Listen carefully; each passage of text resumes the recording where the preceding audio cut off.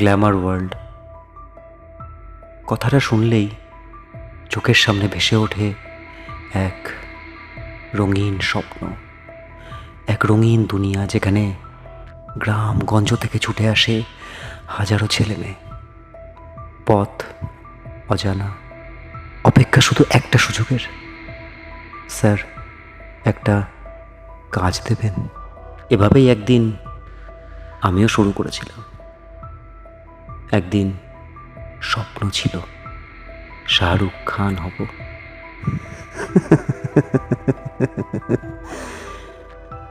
शाहरुख खान, लेकिन हम तो साला बन गए धोका हुआ पान।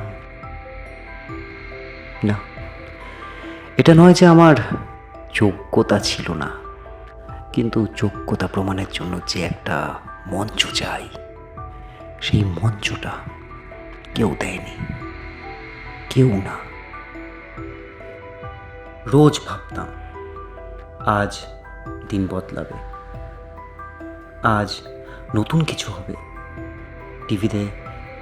টিভিতে একটা কাজ করার সুযোগ আসবে। প্রত্যেক দিন নিজেকে মোটিভেট করতাম, বড় বড় অভিনেতাদের স্ট্রাগলিং লাইফের গল্প পড়তাম। স্যার, আপনার নাম্বারটা আমাকে একজন দিয়েছিল। হ্যাঁ, আমি অ্যাকচুয়ালি অ্যাক্টিং করি।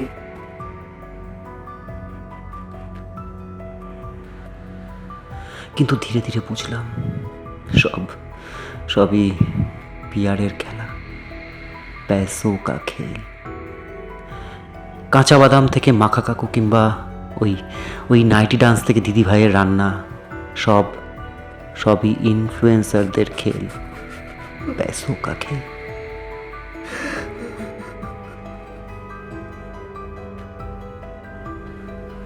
কেউ বলল থিয়েটারটা কর, ভালো অভিনয় শিখবি। হ্যাঁ, থিয়েটার করলাম, অভিনয় শিখলাম, কিন্তু প্রচার ছাড়া কাজ কে দেবে? অন্ধকারে দিন একদিন কেটে আবার উঠবে সূর্য, আবার ভোর হবে, আবার ভোর হবে।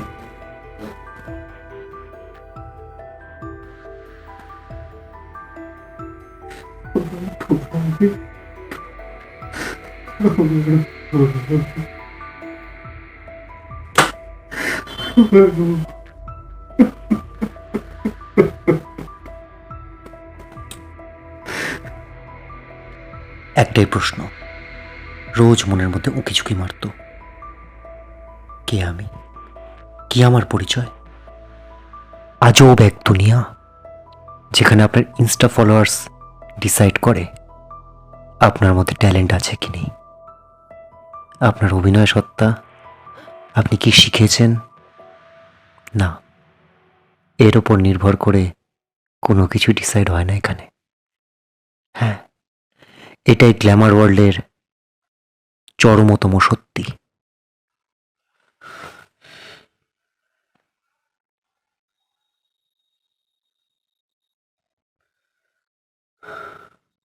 আপনার ইনস্টা ফলোয়ার্স লাখ লাখ হলে আপনি রাতারাতি স্টার,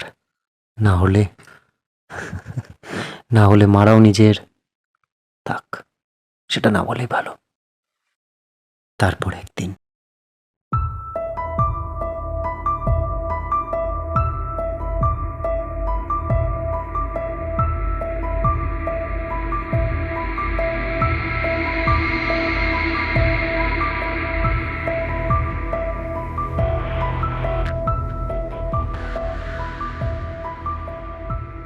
কি ভাবলে আমি সুসাইড করব? তারপর হয়তো 2-4 দিন 2-4 জন লোকে আমাকে মনে রাখবে, তারপর সব কিছু যেমন চলছিল সেভাবেই চলবে, কিচ্ছু পাল্টাবে না। তাই সুইসাইড ক্যান্সেল। লাইফের একটাই মূল মন্ত্র, রিস্টার্ট।